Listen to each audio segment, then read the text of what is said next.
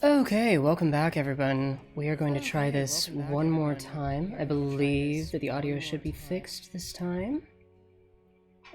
Sounds like it is on my end, but let me know if any more issues come up. So we're going to try this one more time. Hello, and welcome to Mythos, Vanesia, the Living Lore Q&A, the show where we talk about my homebrew world of Vanis. Today's topic is going to be about heroes and villains, and here to talk about it today, I have brought in Kadre Daro, one of the players from my game. Say hello, Kadre.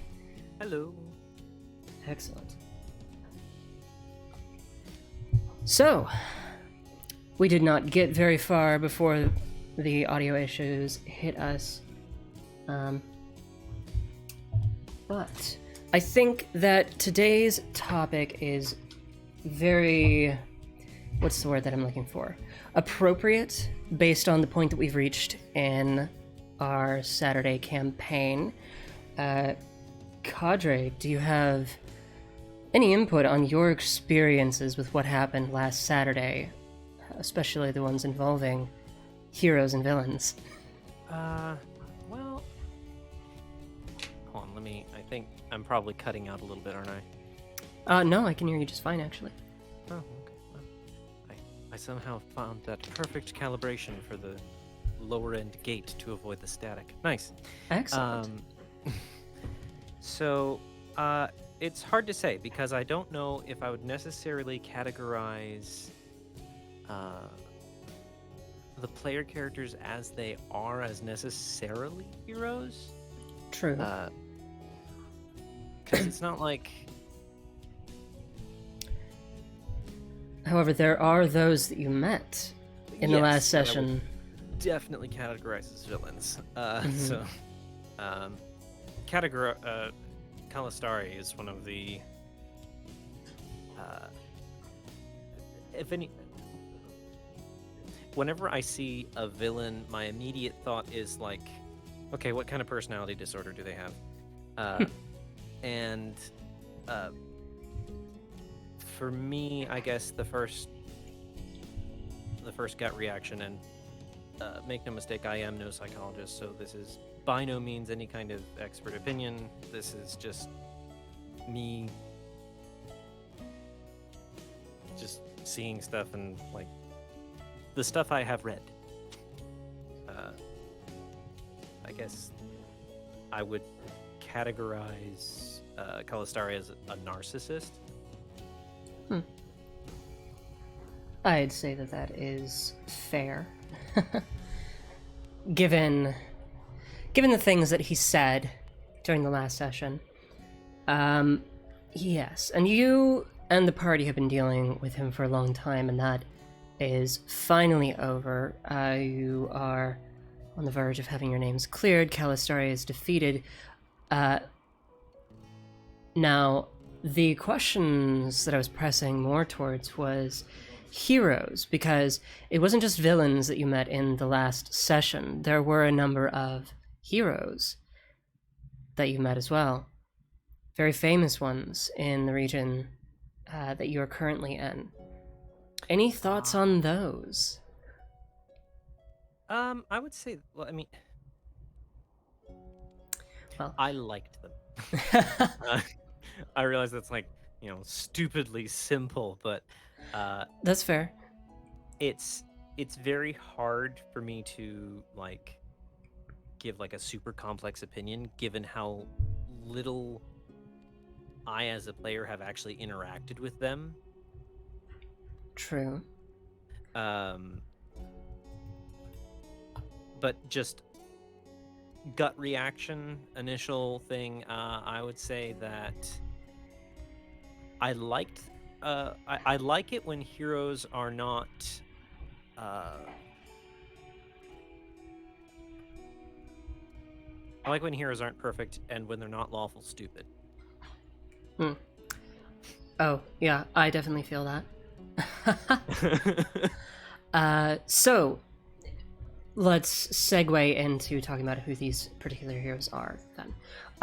So in the last session that my players experienced last Saturday, the mini events culminated in a revolution in the city that they had been a part of for the past month or so in the game, Shino Call, the city of light and snow, the jewel of the High Elven Empire, the pinnacle of magical advancement. And they had long been struggling against the villain Calistare.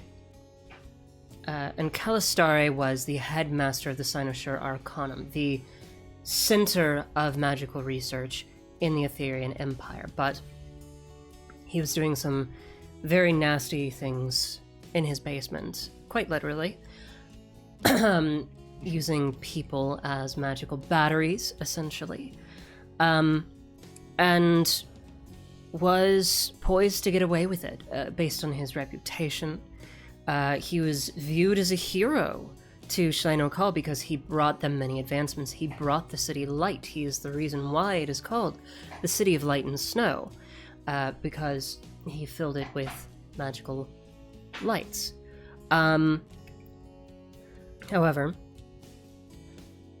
he was discovered. The jig was up. And so he did everything in his power to brand the players traitors, to have them run out of the city. He staged a revolution in order to seize power through lawful means. A silent coup, as it was, granting him emergency power and therefore control of the city. This, of course, didn't last long because the players set to work immediately on trying to undermine him. And just last week, they staged their own revolution with a popular uprising. The Vox Populi rising in the streets against Calistare and his tyranny because he was quite a tyrannical leader.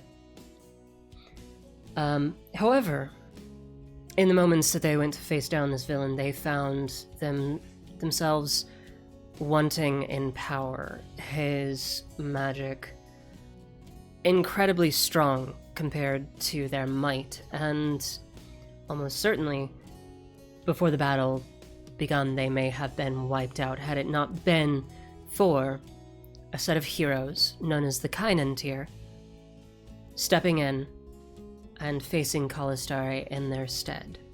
And the reason why this was such a significant turn of events is because the leader of the Kainan tier was one of the characters' fathers. Nathrissa, her father, Elias Sural, unbeknownst to her until weeks before, was a famous hero from decades past. And so the heroes that came to their aid were none other than Elias Sural, the living legend. There was Firian Drinthor, the Oracle of Conjuration, one of the 8 oracles, the arch-magi of Etherean. There was Nelma Orohiste, who was a shadow walker. Very little known about her other than the fact that she betrayed the well-known assassins organization of Nerium when Elias asked her to join him and turn to the side of good. Carissa Lamia, a paladin of Ardent, pulled from retirement even in her old age, half-elf at 120 years old, still kicking. And then, of course, Sabriel, Nathrissa's mother, an angel of Ardent, whom her father summoned onto the field of battle. And these 5, along with a contingent of soldiers lent by the Sun Elven Embassy, took down Calistare in the stead of the players, while the players instead turned to the second of the 3 villains, Lord Valoran, a council member who had helped to orchestrate this coup. So, that being said, Kadre, unless you have anything to add, I can add a little bit about the background of these heroes. Yeah, go ahead, actually. Okay. And this is all known by at least one player. I'm not sure if Nathrissa has told Kadre any of this, but Nathrissa is aware of these things. So, about 60 years ago, there was a vicious war that raged across the Etherean Empire. Now, given the Aetherian Empire's predilection for colonist mentality and well, they don't make many friends, let's put it that way, but they do certainly make a lot of enemies. And I am currently trying to reach the page that I have on what is known as the War of the Choking Thorns. So, 60 years ago, several of the Empire's greatest foes turned against them.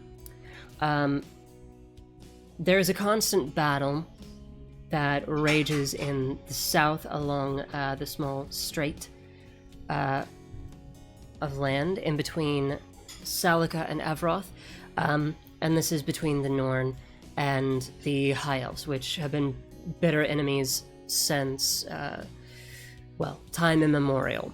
Partly just because of the Norn humans' warlike nature, but partly because of the Aetherian Empire's colonization efforts. The war began with the Norn rising up in force from the south and assailing the southern border. Oh, here we are. My page is starting to work again. Give me just a moment.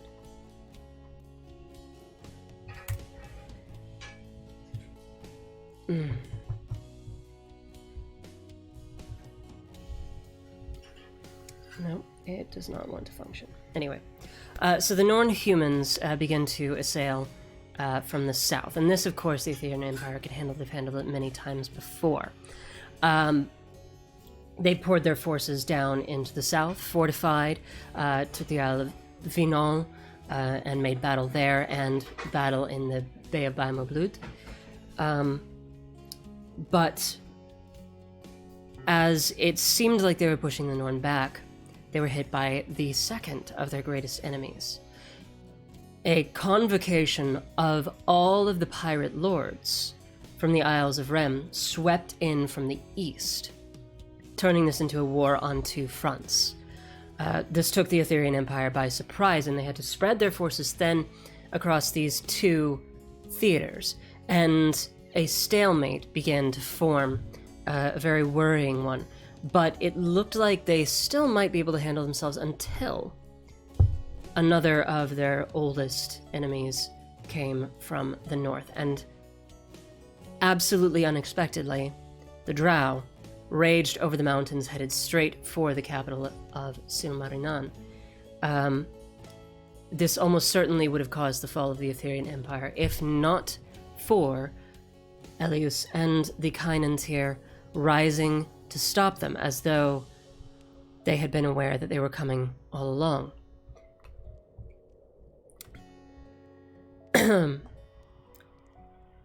Now, give me a moment. If these pages will stop loading at snail paces, then I might be able to actually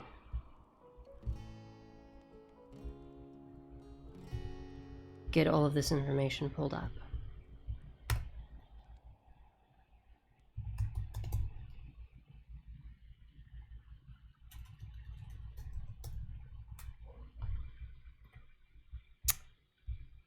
Ah, goodness.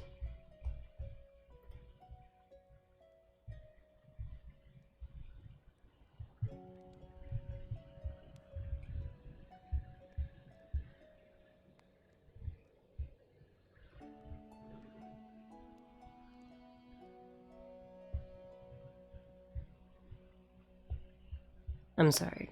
Give me a moment.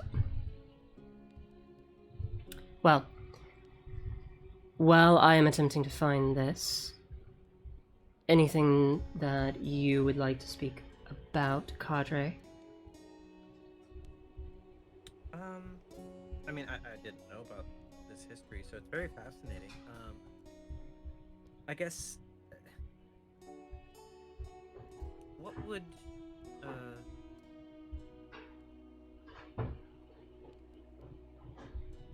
Here we are. well, I can't really ask that because that's meta for me and out of character knowledge.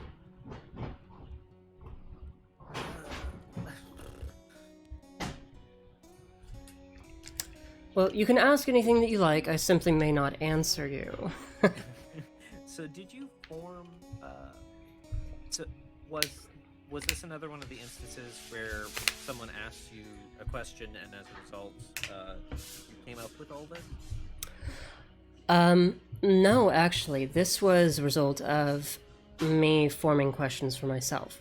So, if you recall with the gala, when I threw the gala and I made it as ostentatious as it was, and you came to Shadow Call for the first time, Kadre, they're asking for you to raise your volume a bit. I can also try. That should be. It looks like it should be from my end. Is that better? We will see what they say. So, anyway, the gala that you attended in Shadow Call, it's actually sprung up quite a few questions because what I ended up doing was, in order to make it seem ostentatious, all of these people were presented with long titles, often many titles, and I didn't, in every case, actually know what those titles meant. So we had things like the Keeper of the Twilight Sword, or I can find these titles again. Breaker of the Gordian Chain, for Grist, things like this. You had, let's see. Oh, here's a good one. Keeper of the Long Peace, Champion of the Serving Man, Bearer of the Seal of the Enlightened Mind. We have Conjurer of the Divine Beasts, Honorary Member of the Council of the Mythos Crown. A lot of these titles that I made on the spot for them did not actually originally have any associations, but by making these interesting titles, I then gave questions to myself: what are these and what are their significance? And this was one of them. With Nathrissa's father, I knew that I wanted him to be more than she knew, because that was a large part of her backstory, was that her father had kept many secrets from her. The largest, of course, being that her mother was an angel. And that, of course, begged the question, how had he met an angel? How had he had a child with this angel? And so, of course, that question led to the next. Well, obviously he had to be some kind of hero. So if he was a hero, he was titled in some way. Okay, what were his titles? And his titles became Wielder of the Twilight Sword and Seeker of the Starlight Path. And those both opened their own questions. Okay, what is the Twilight Sword? Why is it significant? What is the Starlight Path? And from the Twilight Sword, wouldn't you guess it, all of this then sprung. And so the Kine and Tyr, the heroes, were a response to the question that I had made for myself. The Koronasenath, the War of the Choking Thorns, that her father fought in, that her father formed the Kine and Tyr to fight in, was the first appearance in hundreds of years of the Twilight Sword, an ancient relic of the High Elven Empire. And he had been sent, an angel of Ardent, none other than Sabriel, Nathrissa's mother, to find this sword and to bear it into battle, because it was not the time for the Etherian Empire to fall. This angel that came to him said that if Etherian were to fall now, then the world would be at stake, that there was more that it had to give. And so, with all of that, I wrapped up a very small hole in the world that I made for myself with a lot of very big things. And this sort of thing is exactly why I have these kinds of streams, because whenever I throw out answers, sometimes they're not complete answers, sometimes they are just a name like that, throwing them into the ether, then suddenly it opens a very specific hole in the world. And the more specific that is, the easier it is for me to fill.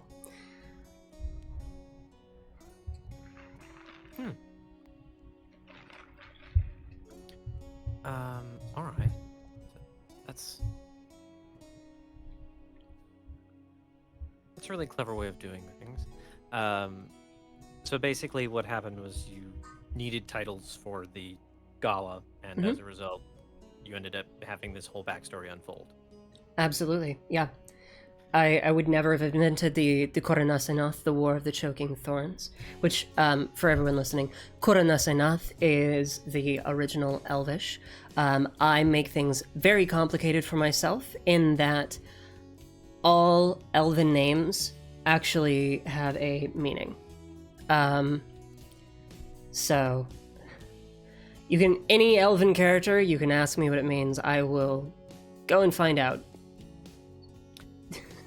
Well, that reminds me. I don't remember what it was, but I ended up using an Elven name for my my lizard folk character because he was orphaned and born in the Sun Elven Kingdom.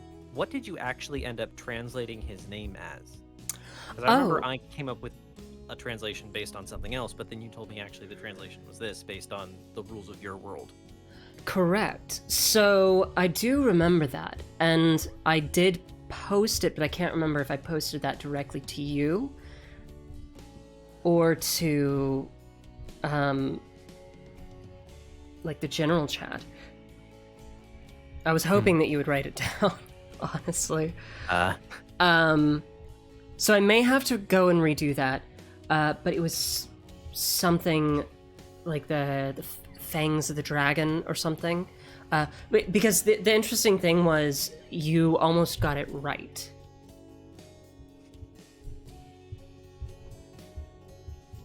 Sorry, I dropped out for a second by accident. Oh, no worries, that's fine. Did you hear any of what I said? Did I have the Twitch stream open in case I accidentally drop out? Sweet, no worries. Well, I can monitor my own volume level. Yeah. This naming schema, by the way, has led to some interesting things with characters. Like, for example,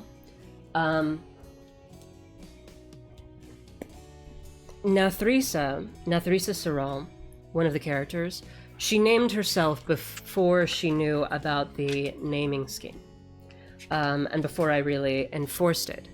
But a lot of names that end up being Elven sounding actually end up having meanings, and I'll clue you all in. I modify slightly Tolkien's Elvish in order to form these names. So Nathrissa's name, she named herself Nathrissa Saral, and then I went and actually translated the name. I broke it up into pieces and put it through the Elvish translator, and I cannot recall what Nathrissa's first name came out as, but the last name, Saral, came out to mean to take and to give, which formed another very interesting piece of lore that I have right here, but I can't say because she hasn't actually read through. Well, actually, no, I think that she does know that. Well, I'll just say it. There are 5 founding families of the Etherian Empire. There are the Ankaliman, the Tirokale, the Sorenintir, the Kurakoma, and the Saral family. And each of their names means something, of course. Ankaliman means the brightest one, or the most shining. These, of course, are the sovereigns. Their family is always in the position of sovereign. Then you have Tirokale, which is the shades that guard the light. You have the Sorenintir, Watchers of the Long Water. They're still piecing together what that one relates to. They have Kurakoma, to gather the strength of magic. And currently, the eldest of the Kurokoma family is in the position of the Minister of Magic in the House of Lords, the Parliament of Ethereum. So that one is fairly obvious, which is safely guide the growth of magic. And then you have the Sural, to take and to give. Now that, of course, translates a little bit esoteric, but essentially, the Sural family are the cultivators. Their job is, or was, because this is ancient, and some of the families do not follow what they were, to cultivate the peoples of Ethereum and to help guide its growth, to prune what is unnecessary or bad, and to lead, but not from the front, to encourage its growth. Anyway.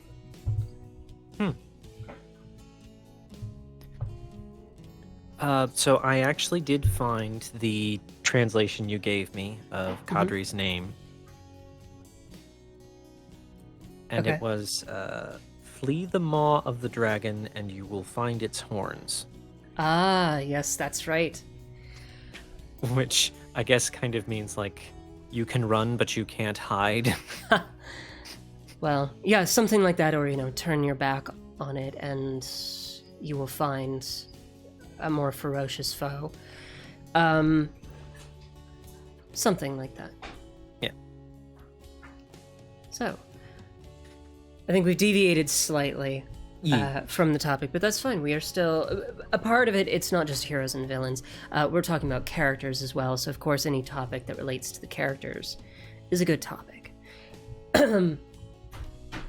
Now, I don't have many people watching right now, but I still encourage you, any questions that you may have about the world, whether they're related to this topic or not, please feel free to ask. If you're confused about anything that I'm saying, please feel free to ask.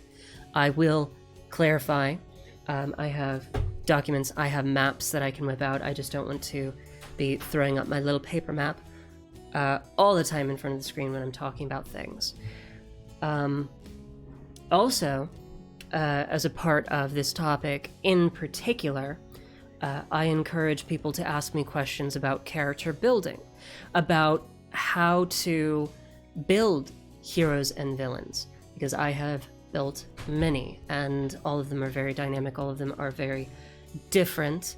I don't want to sound like I am praising myself. Surely I'm not perfect at it, but I do like to think that my characters have variety. I mean, I think they do. Oh, good.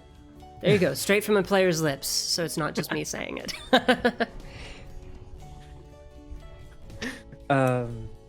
Yeah, I'd say if we're just talking about characters in general, I will put a pin in that, but do keep that question in mind, because I do have a question now from Awkward Dictator. Jinx, Ooh, okay. Thank you.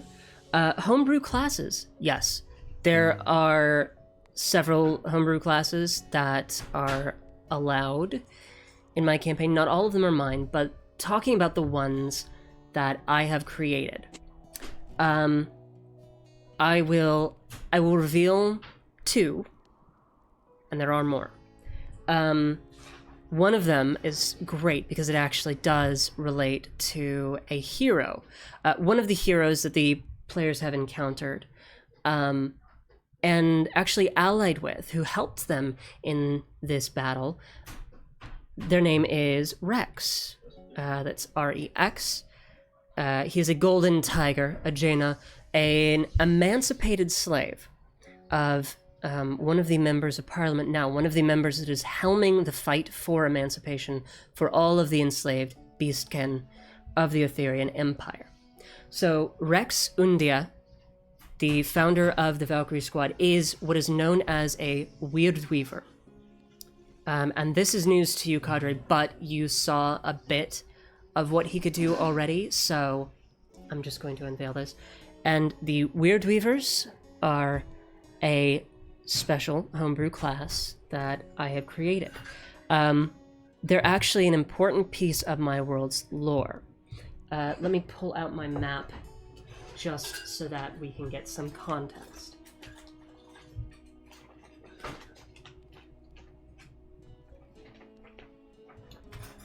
So, if you look at the map here, we have Salika. This is the continent that they are currently on. This is the Aetherian Empire occupies most of this. Down here, we have Evroth. Now, the lore of Evroth centers around very Nordic and Proto-Germanic styles. You have the non-humans in the north, the orcs, the old orcish clans in the south, and in the middle you have a number of beastkin tribes that left the continent of Salika after the wars. The most important thing that you need to know about Evroth, though, is that its culture shuns typical magic. They loathe it. They despise it, and there is a taboo against it. Casting spells, normal spells, within the confines of Evroth, within sight of any of these peoples, will immediately earn you their ire. But they are not entirely devoid of magic. Instead, they use something called weird weaving. And the weird weaving is the weaving of runes. The taking of primal aether mixed with knowledge, mixed with will, to form simple magical effects. So weird weavers will drink of the sap of the weird trees, which only grow on Evroth, and in doing so they will dedicate themselves to a path. Now, the way that the class functions is there's a list of runes. And when you take the class, you get to learn some, and as you continue to level up, you get to learn more. The way that the class functions is rather than using spells, they focus on mostly being able to fight and augment themselves with these runes. And so they will have a number of runes that they can weave together, either for simple spells by tracing several in the air. They create a spell immediately. So say you weave together a fire rune, and there are some that dictate the area of effect. So you can put in a rune that would cause a cone, and then it throws out a cone of fire. But also, they can temporarily place them on weapons, and so they trace the fire rune on a weapon, and for the next hour it will blaze with fire. They have some for healing as well. Let me just actually pull this up so that I'm not forgetting anything important to the class. I have so much stuff in my campaign that even I forget it. Here we are.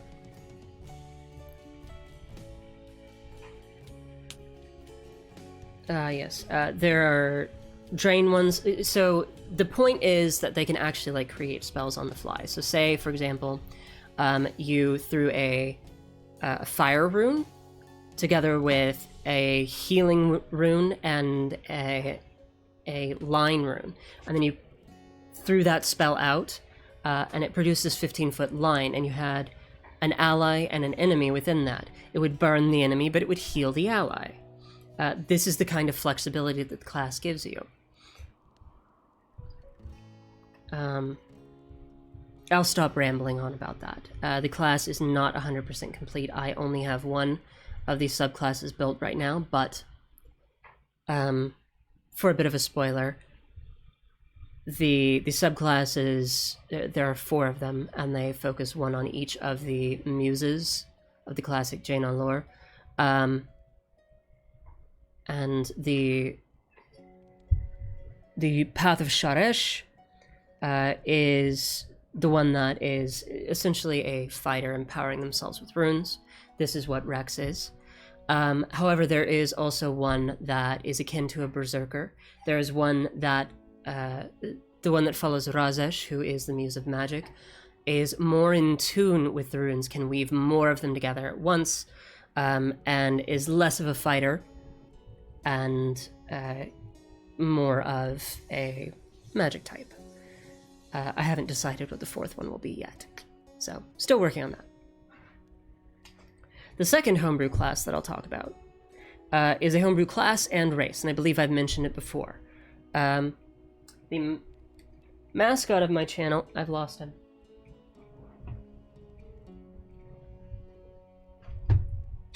Shasha, where are you? Oh no. Aha! I found him. Cheshires are a thing in my world. So I have written a Cheshire class. Now you can only be the Cheshire class if you are the Cheshire race, because the point of the Cheshire class is that the lore that I've written for Cheshires, because of the way that they are formed, they have a very unique set of powers. They deal with space. They can warp it, they can twist it, they can bend it to their will. All of their spells, all of their abilities focus on this and focus on how they were born, essentially, or made. I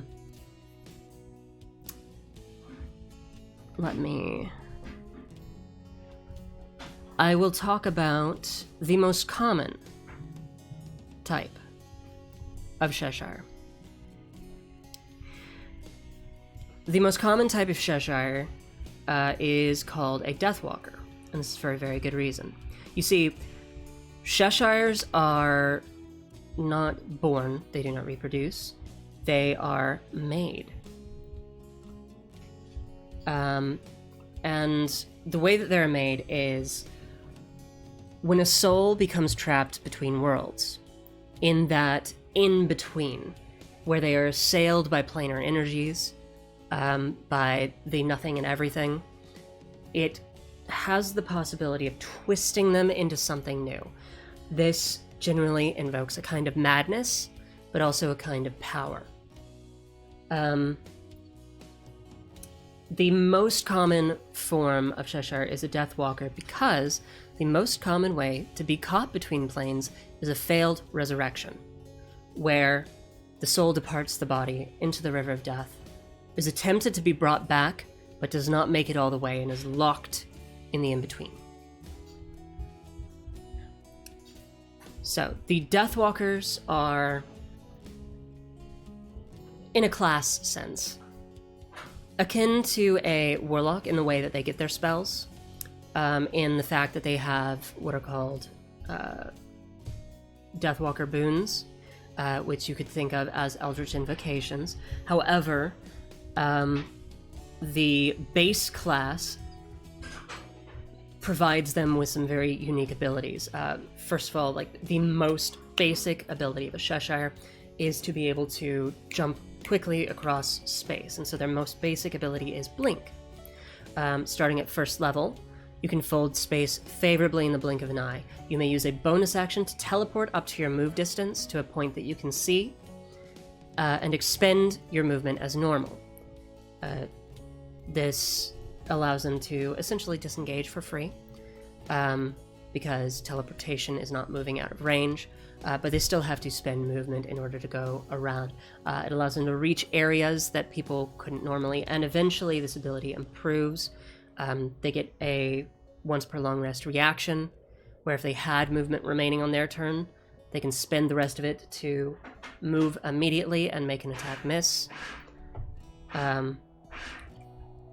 Things like this. They get a pocket dimension that they are able to enter and to exit and to build over time to grow and grow and grow their own little space outside of space.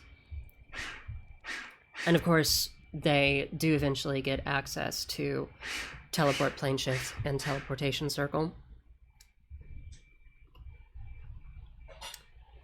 There's a lot more. The Deathwalker, because it deals so closely with death, can heal and harm in certain ways.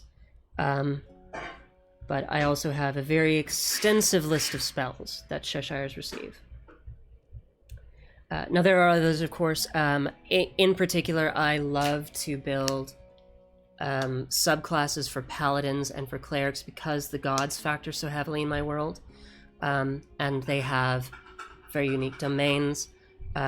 Players can, of course, choose to go with the classical domains so long as they fit with the god that they're following, but I love to build homebrew classes for those domains. So I'm working on one right now for emotion. So that will be interesting. That is another thing that is going to eventually be available on my Patreon, by the way. Hopefully very soon.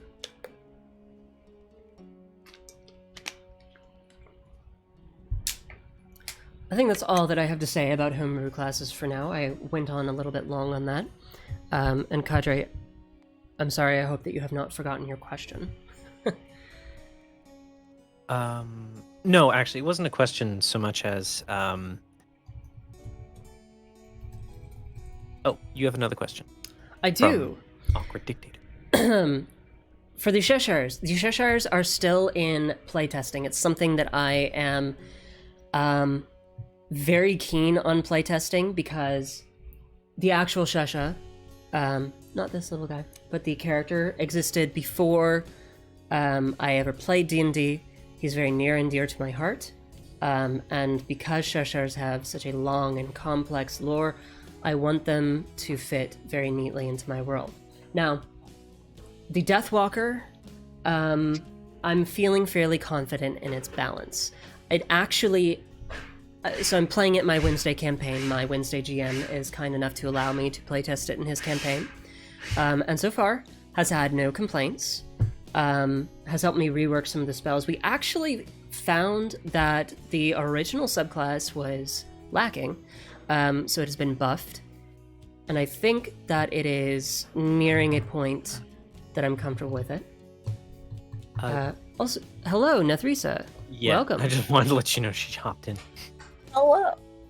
Hello. Everyone welcome Nathrissa to the call. Nathrissa, I have already mentioned in this talk, is one of the players. We'll have some very interesting questions for you, Nathrissa, in just a bit, considering the topic, the prompt. Okay. But anyway, I will say one thing about the Cheshires. They have 6 subclasses, and one of them is not balanced and is not meant to be. The Astral Lord. The Astral Lord, yes. So, let me pop this bag open, and I will read out these subclasses. And I believe I've mentioned these before. Come on now. All right, so we have the Arcane Aberrant, akin to a wizard, but of the Cheshire variety. We have the Deathwalker. We have the Fate Beast, which is soon to be in playtesting. And they are... they're very interesting. So the Arcane Aberrant and the Deathwalker are close to other subclasses, Wizard and Warlock. However, the Fate Beast is entirely new. They have spatial die that they use for certain abilities, and they are more of a melee creature with this strange ability to use spatial magic.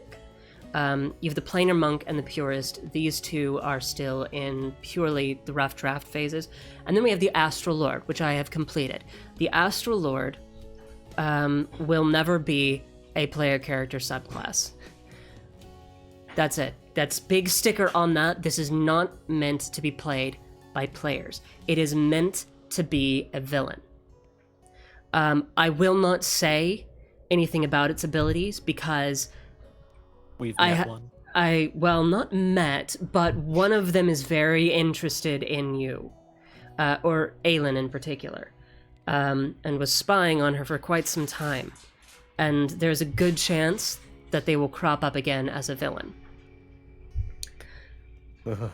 And so the point of the Astral Lord subclass is it is balanced for a GM to use as a villain.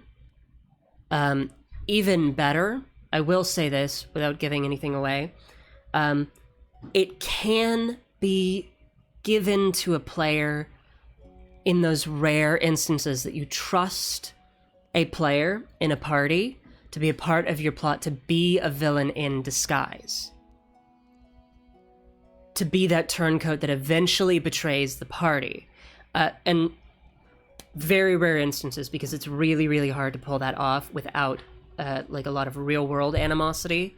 Everybody has to know each other really well, and the player that is the villain needs to be really good at reading the table, at taking those cues, and they essentially need to be another GM of your game.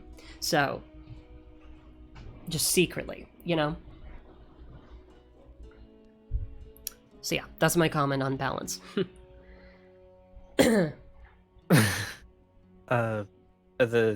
Right. It was just a comment actually earlier, because you were talking about characters, and one of the things I wanted to mention is one of my favorite just minor characters in your campaign so far has been Leliana. Oh yes. She was a throwaway character that became one of the most loved. It's always that way, isn't it? There's a great meme about it, and it's this scene from, I think it was Rogue One, and it's an adapted version of the scene where the robot goes, "You're being rescued. Please don't resist." But instead, it's the one kobold that the GM panic named Bibble. Yeah. It just says, "You're being adopted." I didn't even give her a proper elven name. Y'all have never asked for the translation of Leliana, and thank God you haven't, because that one's not elven. I'm sorry. I was playing Dragon Age Inquisition at the time that I named her, and I slapped Leliana on there. Just a sticker with Leliana printed. Yeah. So the character that he's referencing, by the way, there was a horror segment in which they delved into this creature locked them in a nightmare. They didn't know when they first went in that it was a nightmare. They just kind of woke up into it. But this character was there, Leliana, and she was batshit. She was crazy. I don't know if I can swear with YouTube and stuff. It's so gray area nowadays. Anyway,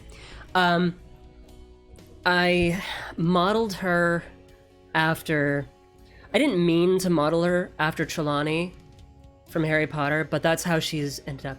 She's just very stuttery all the time, and she jumps at the slightest thing, and it just made everybody love her. Yeah, she was running away from a giant spider and some sentient books that held the records of the dead in them when they found her, and they rescued her, and she became a very endearing character. So, hopefully she'll continue to be a favorite. Interesting comment on Shesha would be, I guess, was the first time you played them in... What was that, in the Shard campaign that Maru ran? As a tabletop character, yes. As the character, no. They existed as a roleplay character originally. I used to be on, and I'm still kind of on, I just don't really interact very often, this lovely little site called The Improbable Island. If you don't know it, oh boy, it is great. It is just like it's the brainchild of one man who kind of like was inspired by the improbability drive, and then ran away with it. And it was an IIRC roleplay forum, but also a text-based game. And there were so many unique and interesting characters on there that people made. And I just got really into it, and Shesha ended up coming from there. A lot of the character interactions on there was how I built the backstory. But then, of course, I put him into Shard, and his backstory grew even more. tweaked and tweaked and tweaked, and it is continuing to expand.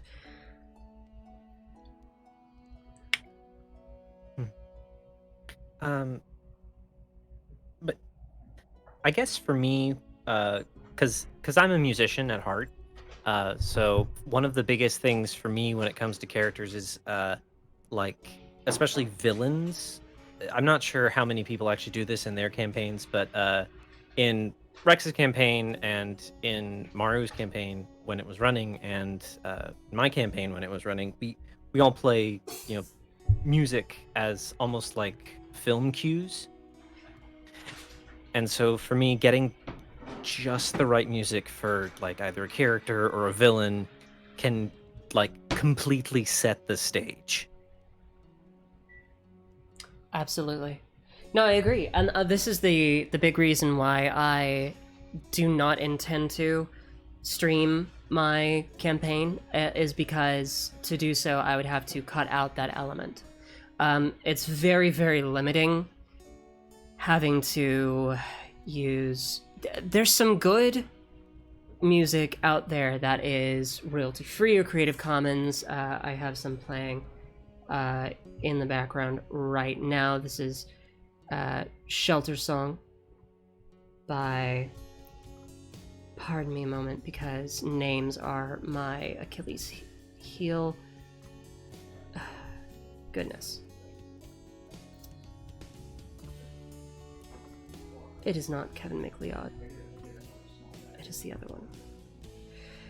It is Alexander Nakarada. Fantastic artist, as you can tell. Wonderful music. But I use a lot of anime OSTs in my campaign. I use a lot of video game music because it loops really well and has a lot of battle tracks.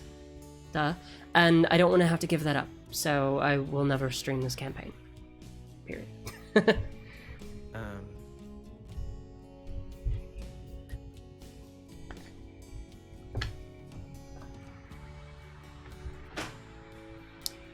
Pardon me while I put things underneath my laptop so it stops sounding like a jet engine. Yeah. My laptop does the same thing. It drives me crazy. Ooh, goodness. There we go. That'll help with the cooling. Oddly enough, one of the best pieces I ever composed was actually for Maru's campaign. Oh, yes. Oh, yes. That actually segues into a nice idea of, like, what do you think about the idea of locations as characters? Locations as characters. Elaborate on that, actually. I'm curious. Well, for instance, like, you know how you say, like, a city has character? Like, every city that you go to kind of has a certain feel to it? Yeah. That's an interesting thought. Yeah, I don't know if it's the same kind of character. It does in a way. They are almost like they're this dynamic living thing. Cities, especially in my campaign, because God, there's so much motion. There's so much motion that it has taken you how many months in the real world to get through 1 month in Shinokal? Well, I guess a month and a half now, but yeah, I think it's like been 4 months. Yeah. It's been a long time. And it's because it's this living, breathing, dynamic thing. So yeah, I'd say it's appropriate to say that some cities are almost like a character of their own.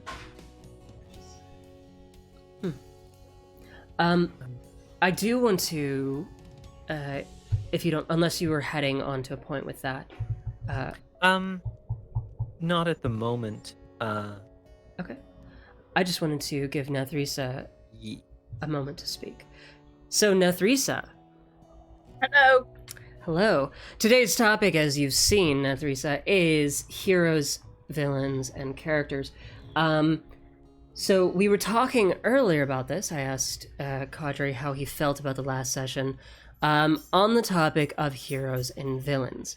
Your father came into the last session. Quite a strong entrance. the first time that you've seen him played in this campaign. How did that make you feel? Honestly, I'm not gonna lie. I might have just been super stupid, and I didn't realize that when you were introducing him that it was my father. And then it took a second when Aelin was like like gasping, and then I was like, why is she gasping? What is happening? and then I was like, oh, the red hair. He just said, don't touch my daughter. Oh fuck, it's my dad. Like I like started like squealing internally, maybe a little bit externally, I don't know. Mm-hmm, mm-hmm. It was just, I don't know, it's kind of exciting to like have one of your like backstory characters come into play, and you're like, hey, I know that guy, I know that dude. Absolutely. I had been planning that for a very long time. I was just waiting. But okay, so I'm trying to think of what question I can ask you related to this topic. Well, okay, your father as the hero that he is. We've already talked a little bit about what kind of hero he is. Yeah. But maybe you can elaborate a little bit more from your perspective as both a player and a character that is discovering this heroic aspect of your father that neither you or the character knew when beginning the campaign. Yeah. I guess from what I've been picking up in game, as well as what we discussed in my backstory ahead of time, is that he's definitely a retiree, like an old legend kind of guy. He's had his adventures. He's had his dark moments, celebrations, successes. And he's kind of just settled in. Well, he used to be settled in to a comfortable, bougie life. It's kind of what I imagine, like,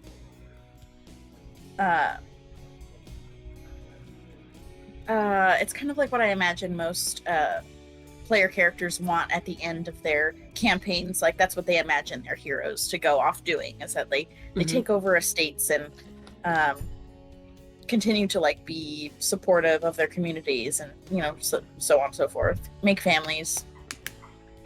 Right. But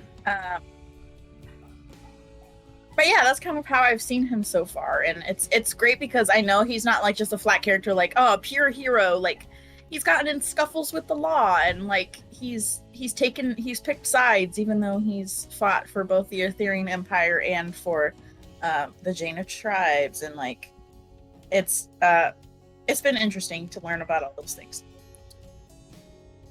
Excellent. He's dynamic. Yeah.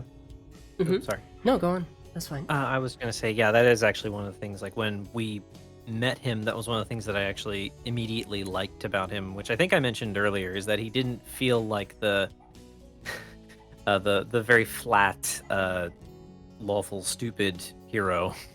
Mm-hmm. Absolutely. It's something that some people struggle to remember. And it's okay from time to time to have the character that is like that one-dimensional morality that can still add to a story. But the important thing to remember is that all of these heroes and all of these villains are still human. They are not perfect. They will fall off of whatever path they're on sometimes. And also, they've had lives beyond their heroic deeds. Obviously, yours, he had a daughter, made him settle down. It made him change a lot of things about who he was. He became a liar. Oh yeah. He compromised a lot of his morals. Yep. So that Nathrissa could have like a comfortable, safer life in his eye. Mm-hmm. Which ended up creating a bunch of problems anyway, so... Oh, yes. Yes, of course. That's how the cookie crumbles. That is indeed how the cookie crumbles. Give me one moment. Sorry. That is someone asking me if I want food. Anyway, which of course I do. Yes, always. Yes. That was important to answer. So I actually have a question for both of you. Then, since I don't see anyone in chat with questions right now. Introducing other heroes in a campaign. Let me rephrase this a little bit better.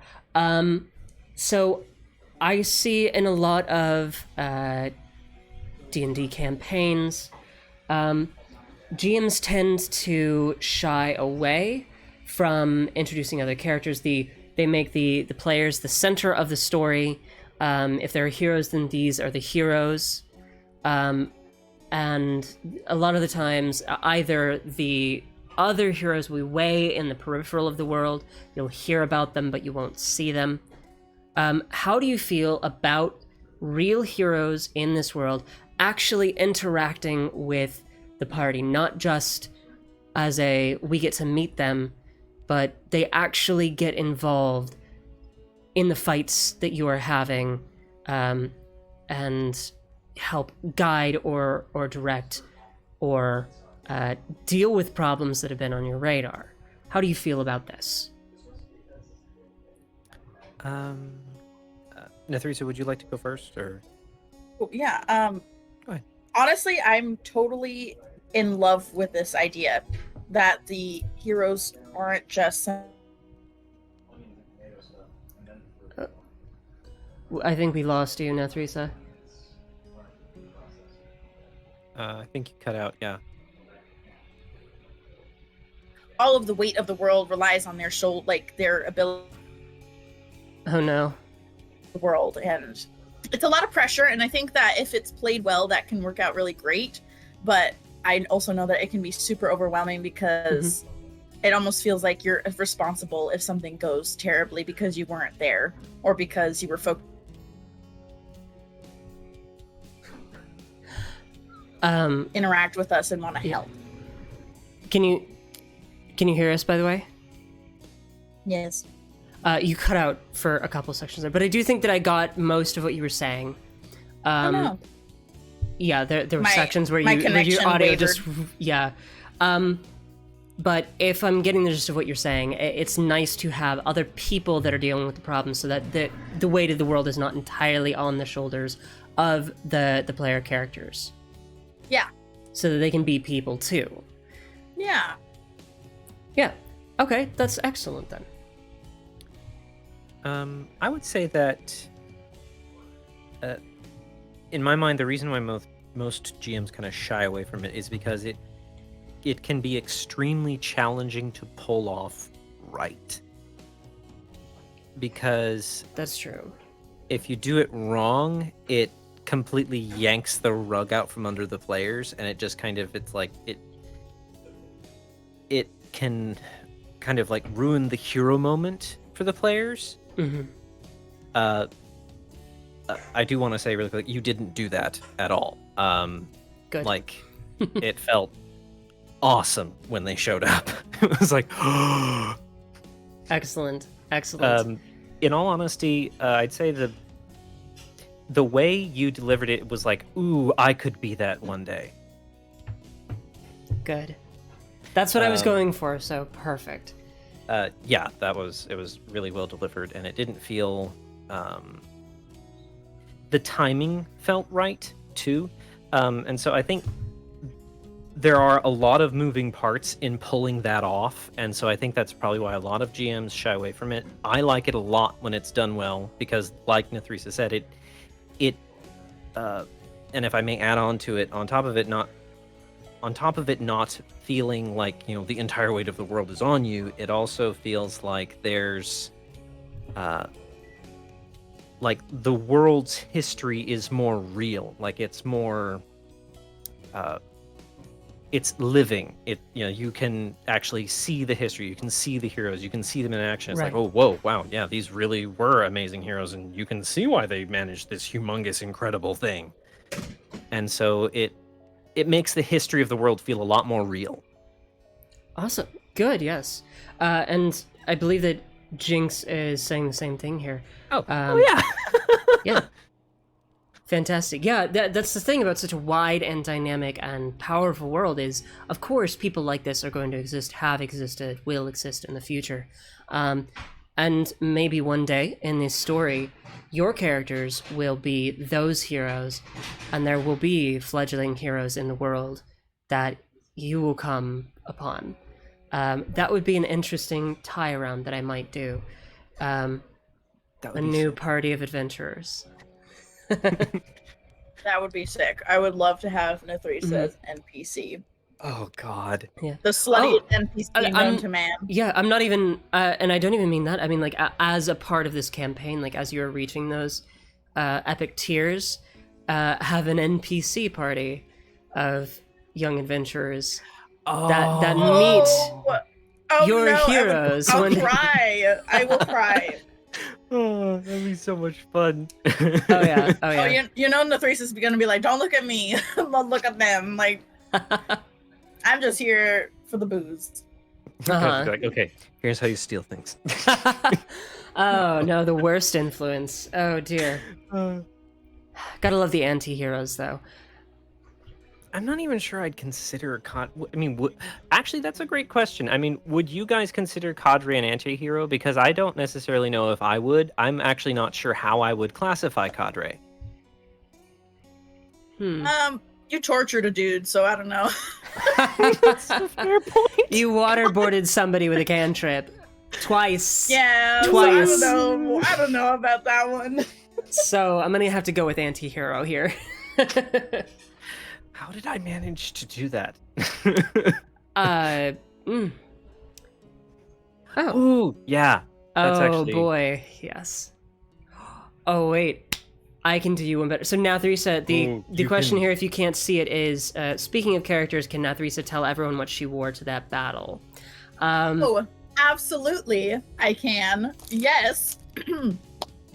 I when he told me, like, I remember that potion of greater armor, and I was like, if I took off my leather armor and just wore that, I would still have better AC. I'm going into this battle looking glam as fuck. Oh yeah. So I I got this golden dress that I wore to the gala in the game earlier on that I haven't had a chance to wear again since. And I was like, you know what? This is a huge statement piece that, like, I'm of the people, but I'm also gonna fuck shit up. So, like, I went in that dress plus the cloak of protection that I had created out of, like, gold Jaina silk. Like, I was like wearing two very different statement pieces there, and then on top, my celestial mom went and gave me, like, this molten golden crown on top, and I just looked like a bad golden bitch. You know what I'm saying? Oh, sorry, I'm not supposed to cuss. My bad. I was going to remind you in just a moment. Sorry. I don't know.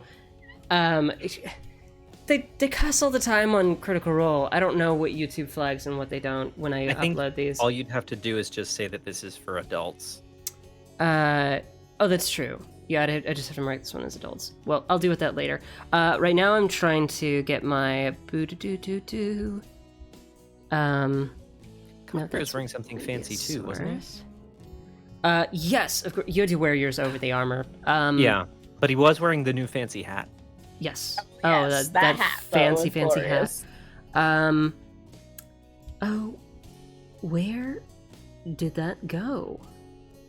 I love That's Nathrissa's outfit though. It was just Intermission. amazing. Chat box. Beautiful, beautiful. Okay. Well, here's what I'll do. Also, I love that we're gaining notoriety as, like, the Cardinal R guys. And then Oh, we're also yes. like earning other titles as well, like the whole Whispering the Angel of War. I was like literally like soaking it in, like, ah, yes. Oh yes. That was all you were wearing a golden crown made of light into battle. The Here golden we dress, are. a golden cape, all gold, everything. For everybody's benefit, this art, by the way, is done by Nathrissa herself. I am displaying your Angel of War image. This is what Nathrissa wore into battle. and it is fabulous. And yes, after the battle, because of her dress, because of her crown, because of the light coming off of her, and the blood soaking her cape, people began to whisper about the Angel of War.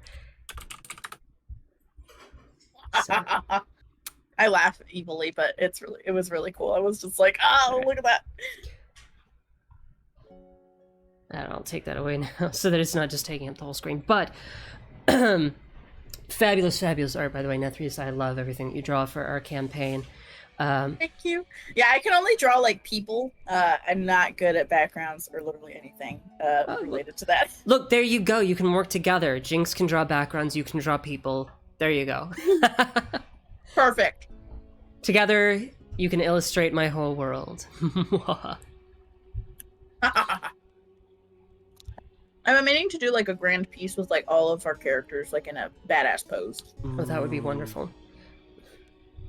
I will be featuring these in a lore video one day, which I am... Ooh. Well, I have finally put up my first real YouTube video.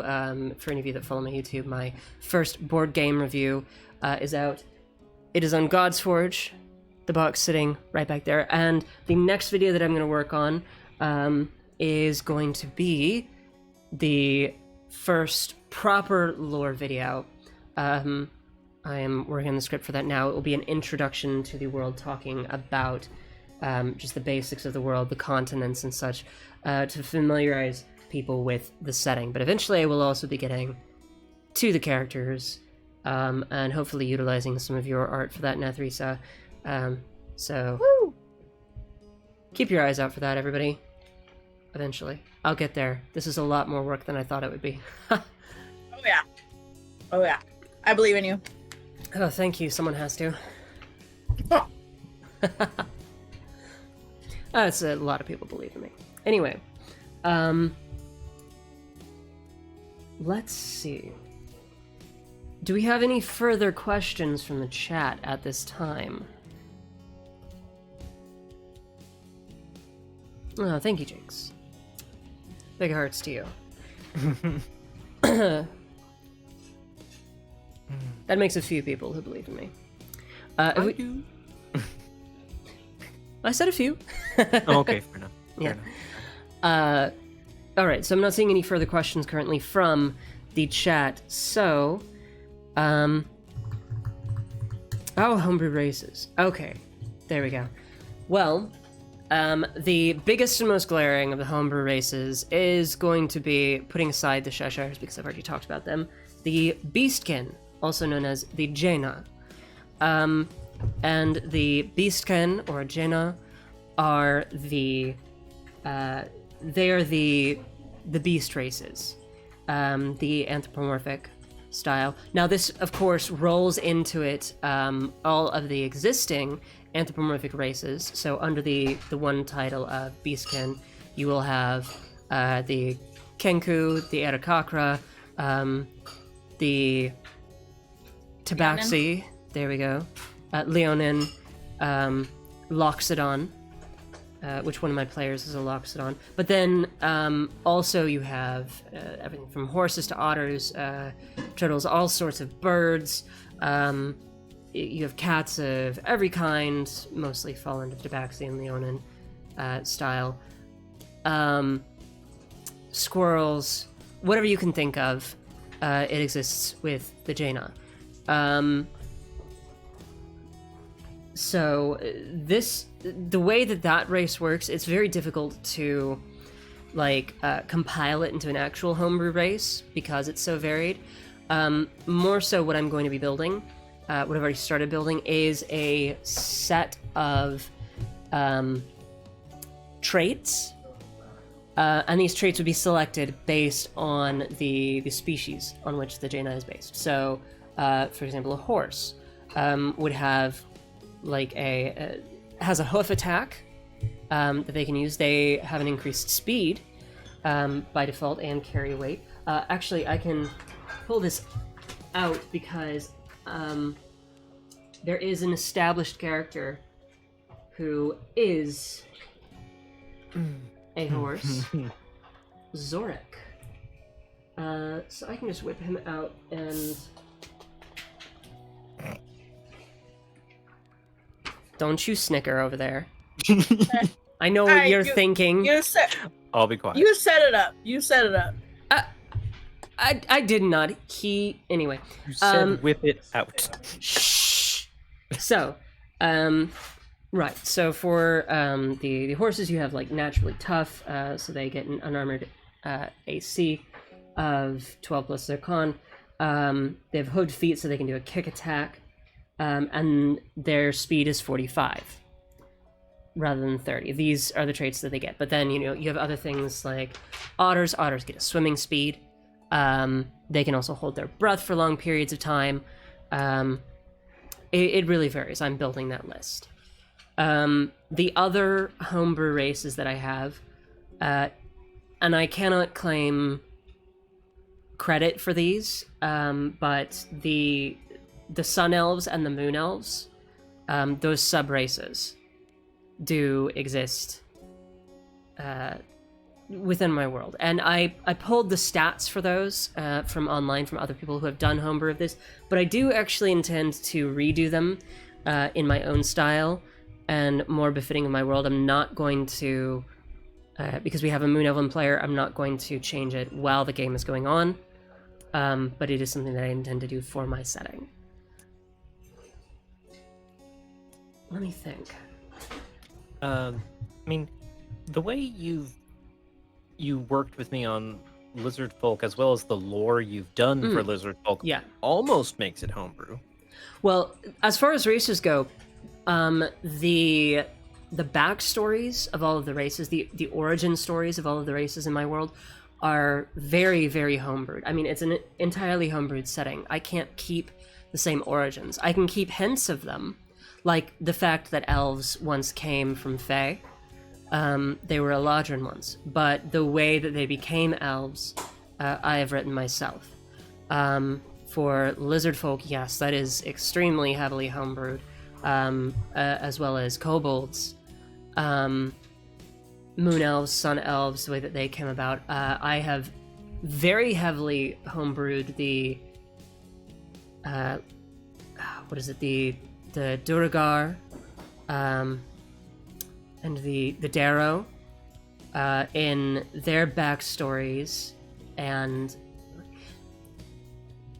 let me touch on this actually, since we are on the topic of races. A big problem that I've always had with the D&D's way of doing races is that it locks people into a concept. Like, the biggest thing in particular is you go through the player's handbook, and we can flip to, let's go to half orc here, and right off the bat, one of the first three things you read is alignment. It states that half orcs inherit a tendency towards chaos, and they are usually evil. I don't like that. I don't like that it fits an entire race into a moral category. There, especially because it does it without like explaining a reason. So this has been changed in my world. The same goes for like the Drow and the Duragar. And you already see in most campaigns that being ignored anyway. Whenever a Drow character comes up, they're usually not evil. They fit with the party. Matt Mercer did a wonderful job in his world of having the Dark Elves have a very deep society, of it not being inherently good, of not just like flipping the dichotomy of, okay, well, I'm just going to make the Dark Elves good, but showing that the darkness that exists there is the same darkness that exists in the hearts of all other living races. The issues that it had with the rest of the world were not just theirs that they caused, it was the kingdom next to them that continued to perpetuate them.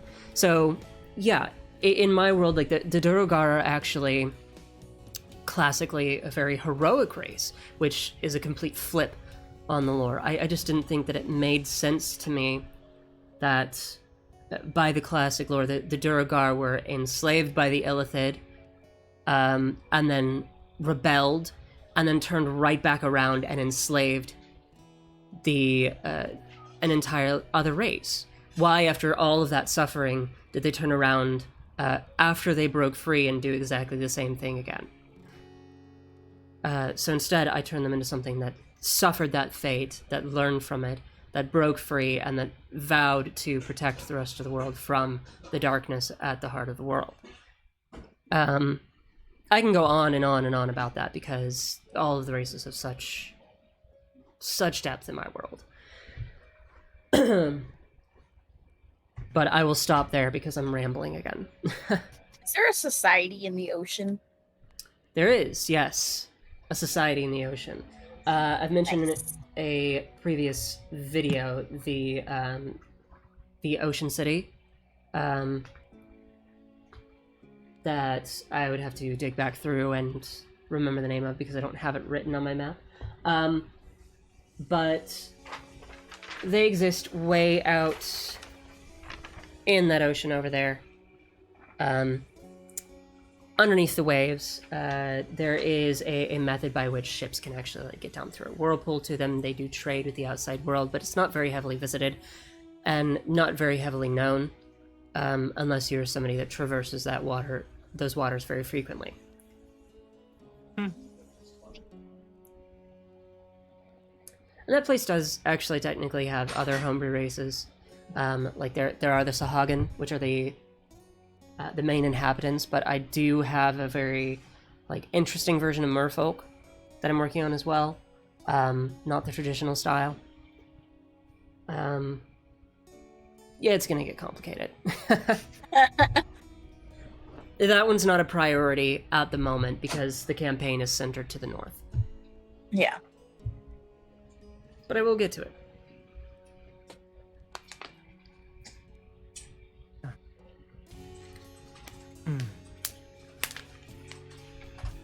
And Jinx, if you wanted me to elaborate on anything in particular related to the races, then you're more than welcome to ask, of course, because that is how this stream goes. But if not, I'll find a Hear me out. topic. Hear me out. Are there frog people? Oh, yeah. Yeah, there Oh, are. yes. Just for you, Nathrissa, just for you. Yeah! Next campaign, you're going to be a frog person? Yes! All right, I'll get to work on that race then. I had a question for you, Rex. Sure. Jumping back to the whole, music selection for characters and villains thing. What do you think of music for player characters? I love the idea. I love the concept. It is... Music is something that invokes emotion, which is obviously something that you want with your characters. Music is often used for inspiration, and so having a piece that you feel really describes your character, it kind of tweaks that intuition in people's heads when they hear it. Okay, I'm listening to this and now I kind of intuitively know a little bit of what the character is like. Okay, cool. Yeah, if you haven't noticed, a lot of Nathrissa's music is slut anthems. Ha ha ha. Yes. Yes. Well, that's very appropriate, so it's fine. Another reason why I don't stream my campaign. I'm sorry. It's just so fun. Oh, no, it's great. It's great. You have a question. I do. How similar are the anthropomorphic races to regular animals, and how do they interact with each other? Interesting question. So the resemblance that they bear is in certain abilities and in some physicality, and that is where the similarities end. It is in fact considered highly insulting to compare a Jaina directly to a lesser beast, no matter how much they resemble them. it would be a big, like, racial taboo to do that. And I don't mean a name, because obviously, like, if you referred to somebody who was, for example, a horse Jaina, if you referred to them as a horse, that is fine. But as soon as you begin comparing them to, like, the actual beast, then it becomes insulting. They eat just like any other person on the face of Vanis. They are not limited in their diet to the limitations of the beasts that they resemble. So for example, a rabbit, Jaina could still eat meat, and probably does. And killing base beasts and cooking them and eating them is not to them any kind of oddity or weird thing. To some other races, it may seem odd, like if a rabbit were to hunt and kill a rabbit, a rabbit Jaina were to hunt and kill a rabbit and then cook and eat it. It may seem weird to other races, but to that Jaina, it would not be odd at all. For other interactions, if you're asking particularly, like, for example, about can they speak to them? No, they cannot. They do not inherently have that ability.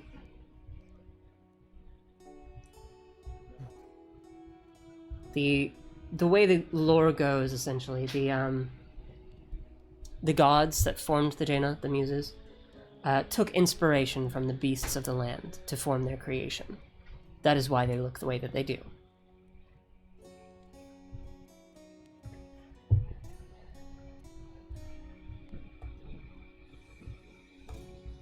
Next question. I'll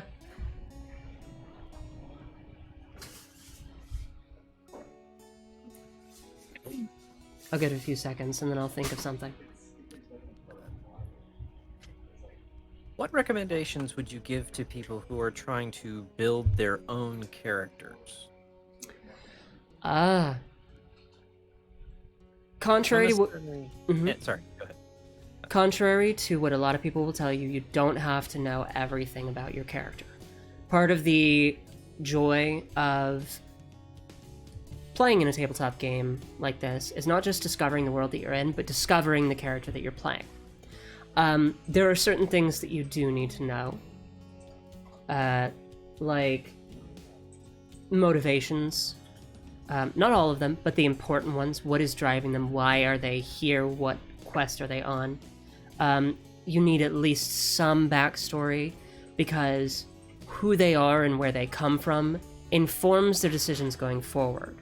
If you don't at least have a bit of a backstory, people that they've interacted with, places that they've been, and decisions that they've made, then you will not know how they will react in the scenarios that you end up coming upon.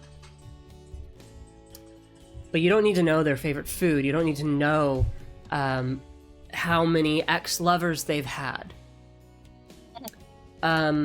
That said, there is a fantastic theory to which I subscribe called knife theory. If you haven't heard of it, look it up.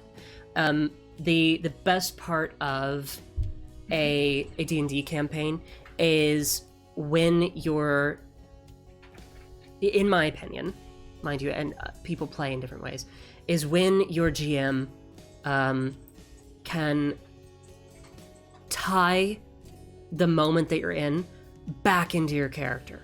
So the moments like we had in the Saturday campaign, when Nathrissa's father appeared, that was such a big and exciting moment, because even though in the campaign Nathrissa's father had never appeared before, since she started playing, he was an integral piece of her backstory, and so his appearance was hugely impactful to the characters, because she had helped write him, and I had used that knife, so to speak, and just put it into the story there.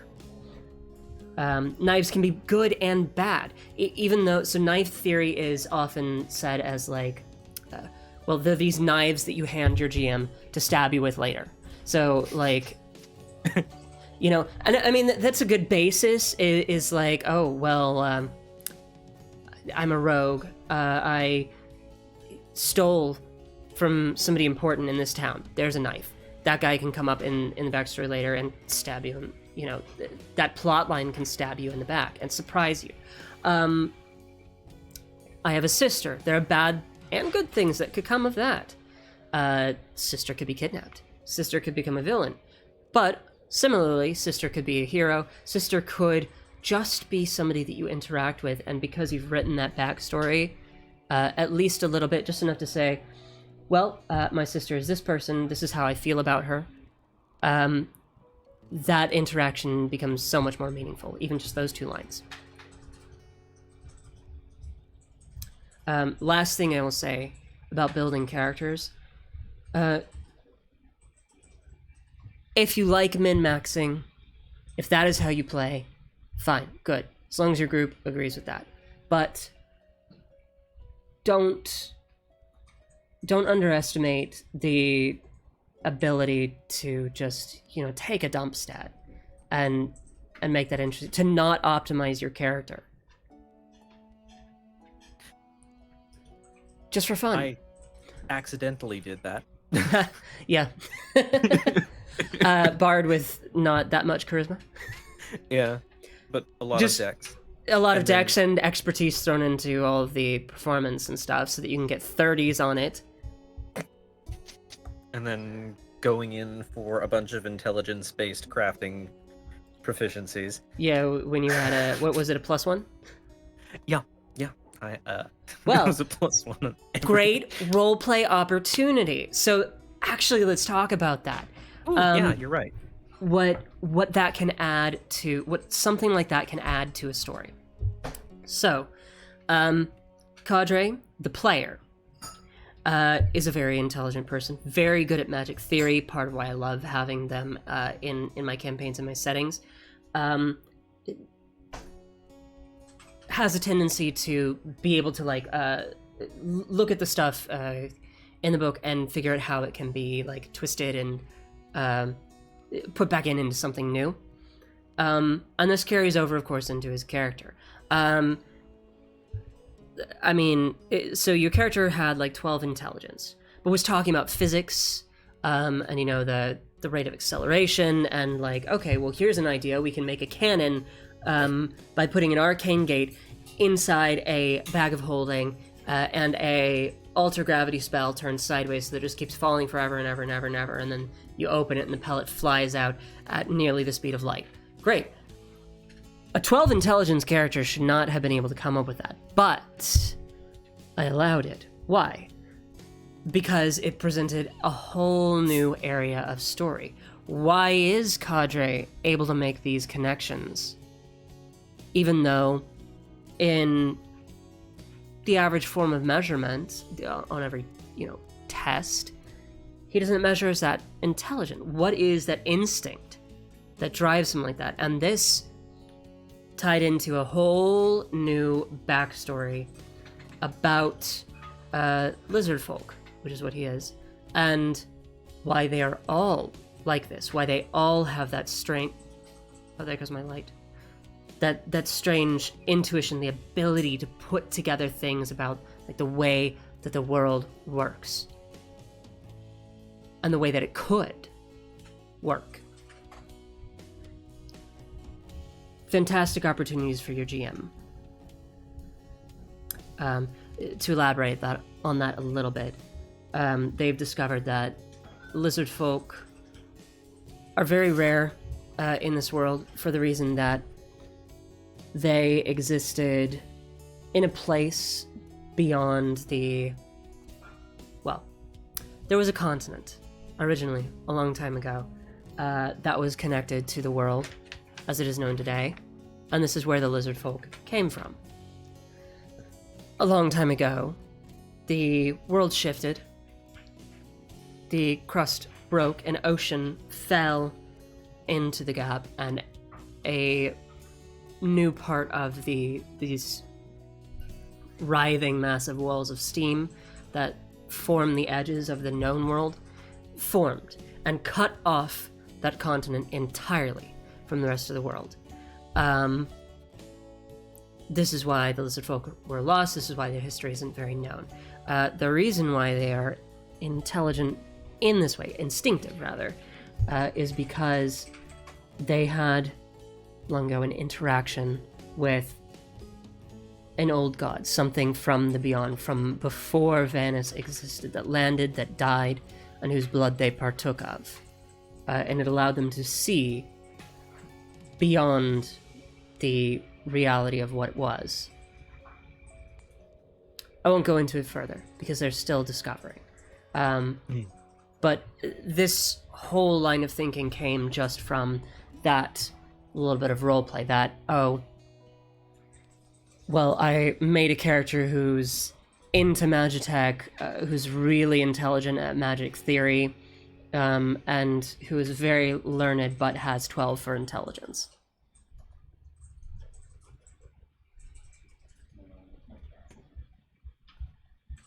Nathrissa, I have a question for you if you don't mind. Oh yeah, sure. What's your favorite, character development, surprising arc for Nathrissa? Nathrissa. I feel like it's not fully done yet, for sure, but I feel like she's starting to grow into instead of being in denial, starting to accept the whole chosen one thing, despite being very against it happening. She knows that denying it at this point isn't changing anything. As much as she makes jokes about it, it's like her way to comfort herself, of making sure, okay, I'm joking about it, but it's real, this is happening. And that, I feel like that arc of going from Valley Girl who goes on spring break,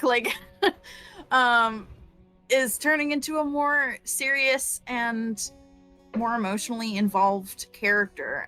Not, Party Slut is fun, but she's also growing into this role that has been set upon her. Yeah. It's very nice to see that character growth coming to be. Especially after I completely unexpectedly thrust upon you that chosen one role. I know, I was like, fuck. Yeah, that was not something that we agreed upon in the backstory, but you had a mark of Ardent, you're a divine soul sorcerer. What else could I do? I mean, it's cool, but also Nathrissa is freaking out. Yeah. No, I also think that is great. It's very nice to have a character that fits into the chosen one role, that isn't just immediately oh, okay, I accept this, that's cool. That actually panics a bit about it, because why wouldn't you? That's a lot of responsibility. Most realistic, yeah, absolutely. No one is just oh, hey, you have to defeat all these things and gather all this power, so you could do something about this god, the god's dying or whatever. Yeah. And I'm like, you're joking, right? It's oh, right, so I have to face 16 deadly beings and then save a god. That's no pressure at all. No pressure, no pressure. This is fine. I'm only 23. This is so good. Yeah. Oh boy. Listen, I'm supposed to be drinking mimosas on the beach, not facing world-ending entities. I mean, you drink mimosas. Or Fey wine. Yeah, or Fey wine, yeah. Oh, that was fun. Oh, yeah. Absolutely. You got to see a drunk god. That's so true. Yeah. I love that twist. That I totally thought Dulon was some Fey entity, but no, it's a I know. God. I was eating it up as you guys were oh yeah, no, he's totally an Archfey, and I'm sitting here oh, I'm gonna rock their socks. Oh my god, it was so good. Oh yeah, and I did. I rocked your socks. I rocked all of those socks. I was what? We've got about 15 minutes left, so still open to questions from the audience. I see people lurking around there.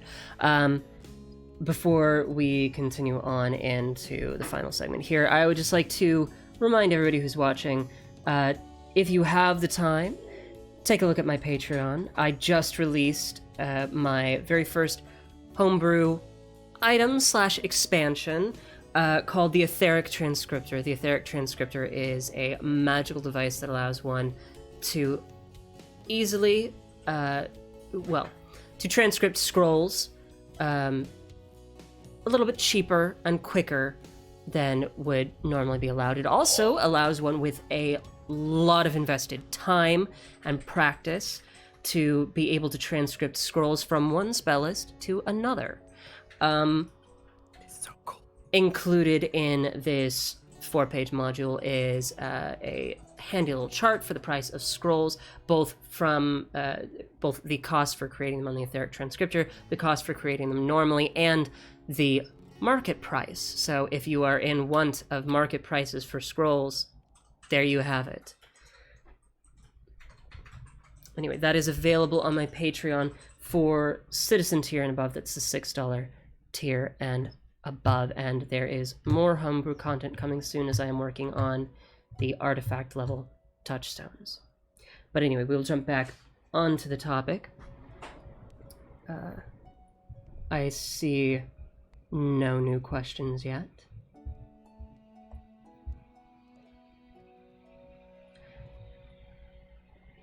So. Well, then I actually have a question for Kadre then. Mm. Same Good. same question, but for Kadre. Like, do you think that he has what's your favorite arc that you've experienced so far? I mean, obviously I haven't been here for like to see all of it, all of this game that has gone down. So I'd like to hear a little bit. I mean, Favorite if you arc want. so far.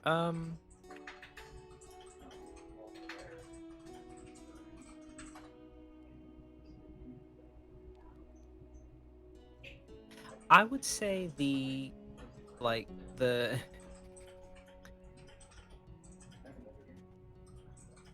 I guess his slow introduction into Magitech was really well. You said same question, so I guess it'd be the surprising arc, the one I wasn't expecting. So I guess the better answer would probably actually be the Black Blood. That was a very interesting arc. I was just like, Oh, yes. wait a minute. Wait. Wait. An old god? Mm-hmm. An eldritch being. And I actually really did like the like you said, the slow character growth, or the character growth of of not partaking in it. Of resisting the potential power. Yeah. Of, deciding against it.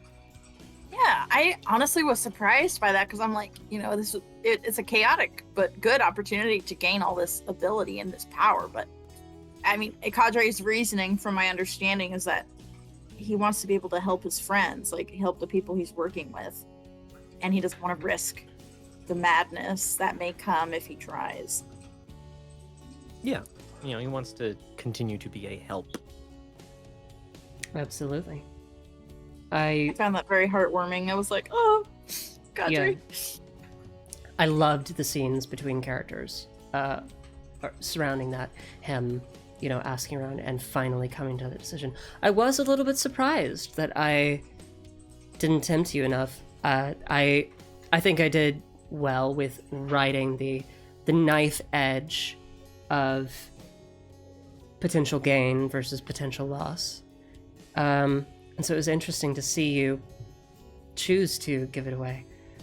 And also to watch as all of my plans crumbled. I'm sorry. I ruined That's your okay. night. That's okay. I'm sorry. No, it's okay. That was always a possibility. I don't railroad my players, and so even though there was a potentially good plot to follow that, there are no hard feelings that it is probably gone. I mean, Probably. some other point. Yeah. It may have just been delayed. It may have been changed significantly based on your decisions. It may no longer exist. We shall see. Though, as a result, he is going further into the Magitech side of the character arc, so that's neat. Oh, yes. Absolutely. I expect him to be heavily leaning into that, especially since, those blueprints are down in that temple. Ooh, I could go down there and tell her, like, hey, I got rid of this for you. Permanently. True, you could. Or I could just pay her 3,000 gold. I don't think Tom was the bribing type. I don't know. She was willing to... No, she said she could give us 1,000 gold directly instead of an item. Yes. So I could just give her 1,000 and be like, I want those blueprints. Maybe. Maybe. It may not work that way. I'm getting rid of this light. It's not plugged in. It's just on a battery. The battery went out, and then it turned itself back on. It was like, oh, suddenly I have juice again. I don't understand this thing. It said, I live a second life. So you thought... Anyway. I'm the cat of lamps. Oh my God. True. Absolutely. Anyway, so we have about 8 minutes left. Do I see any further questions in the chat?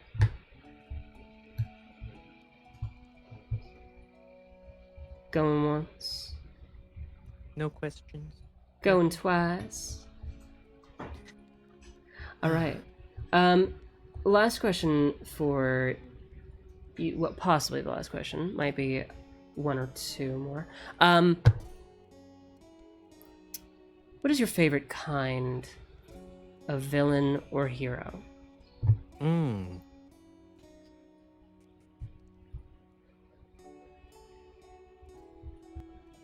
know that's probably gonna be a tough one. That's a hard question.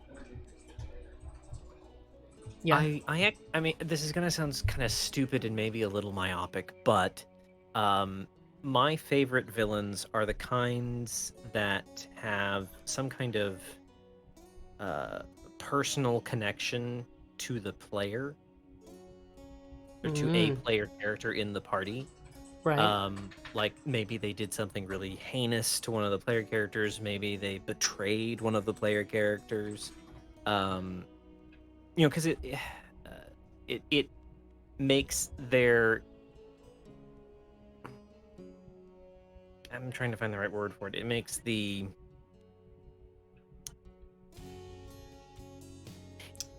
Becomes personal. It makes the animus a little more real, a little less, oh, they're just a bad person doing bad things. It's, oh, you hurt me or you hurt one of my friends. Yeah. I agree. I love those kinds of villains. It makes it punchier because it brings it closer to home. Like, sure, there's the evil guy next door, but when it's in your own home, that makes you really want to take care of it. Speaking metaphorically. I really enjoy villains that their reasoning makes me question like their moral compass. Like not just like they're like just this pure evil being, like, but no, they have like motivations that make sense to me. And I'm like, oh fuck. You got a point, but you're going about it the wrong way, kind of thing. I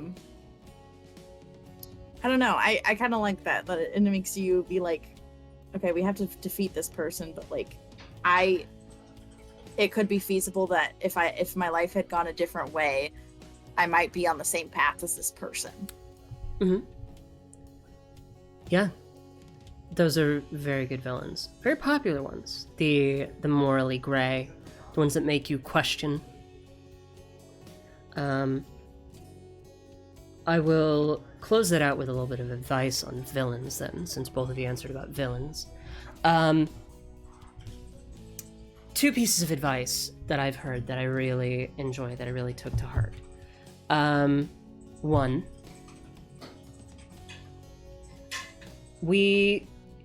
on Nathrissa's point, there is a big trend now of villains who are morally gray, who have like a seemingly good reason for what they're doing, but they're just doing the wrong thing, or trying to reach a good conclusion in the wrong way. That Thanos-esque, oh, I've seen what this can do, and so I'm just going to do this evil, heinous act to try and reach a good goal. And those are great. Those are good sometimes. But not every villain has to think that they are the good guy. Plenty of them know that what they are doing is wrong. What's important is all of them will have a system of justification for it. They will shift their morals and their scale of morality in order to justify the means. They may understand that they are evil. And that, I think, makes some of the best villains and anti-heroes. The kinds that say, for this goal that I am attempting to reach, be it just power, I will change myself. I think it's better that I do all this evil, that I am in control, because in the end, even though I make myself the most evil person, the world will be a better place for it, because I will organize everything. Or you have the anti-heroes who say the world is a terrible, awful place full of horrible things, and I will fix it, and to do so I will take on all of the evil of the world onto myself. Both of those are very interesting characters. Now, the other piece of advice that I will give is always remember that villains, just like heroes, also have a life. Even the people that are doing the most heinous acts, that are torturing people, that are killing them day after day, with their own hands if they have to, will go home at the end of the night and eat dinner with a family or with friends. Sometimes they will be kind to the person next door. They'll watch their dog on the weekends.